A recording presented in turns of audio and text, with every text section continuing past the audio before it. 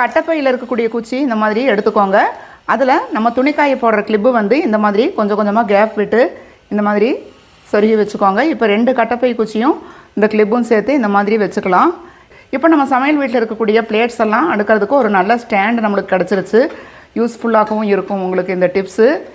இந்த மாதிரி பிளேட்ஸ் எல்லாம் வைக்கிறப்ப பார்க்குறதுக்கு நீட்டாகவும் இருக்கும். உங்கள்கிட்ட ஸ்டாண்டெல்லாம் இல்லை அப்படின்னாலும் நீங்கள் இந்த மாதிரி வச்சுக்கிட்டிங்கன்னா உங்களுக்கு ரொம்பவுமே யூஸ்ஃபுல்லாக இருக்கும். பாருங்கள், இந்த டிப்ஸ் கண்டிப்பாக உங்களுக்கு யூஸ்ஃபுல்லாக இருக்கும். என்னுடைய சேனல் அப்படியே சப்ஸ்கிரைப் பண்ணிக்கோங்க. கொஞ்சம் கொஞ்சமாக வாங்கக்கூடிய மளிகை பொருள் எல்லாம் இருக்கும். அது வந்து இந்த மாதிரி இந்த துணிக்காய போடுற கிளிப்பு வந்து இந்த மாதிரி போட்டுக்கோங்க. நம்ம வைக்கக்கூடிய ஃப்ரிட்ஜில் வைக்கக்கூடிய ஐட்டம் எல்லாமே இந்த மாதிரி இந்த கிளிப்பு வச்சுட்டு அதுக்கப்புறமா நீங்கள் வந்து ஃப்ரிட்ஜில் ஆர்கனைஸ் பண்ணீங்க அப்படின்னா, இப்போ பாருங்கள், ஃப்ரிட்ஜில் இருக்கக்கூடிய இந்த டோரில் சைடில் எல்லாம் வந்து நம்ம இந்த மாதிரி மளிகை பொருளெல்லாம் நம்ம இந்த மாதிரி கிளிப் எடுத்து யூஸ் பண்ணிக்கிட்டோம் அப்படின்னா நம்மளுக்கு வேணுங்கிறப்ப ஈஸியாக நம்ம இந்த கிளிப் எடுத்து அதை யூஸ் பண்ணிவிட்டு திரும்பவும் இந்த மாதிரி மாட்டி வச்சுக்கலாம்.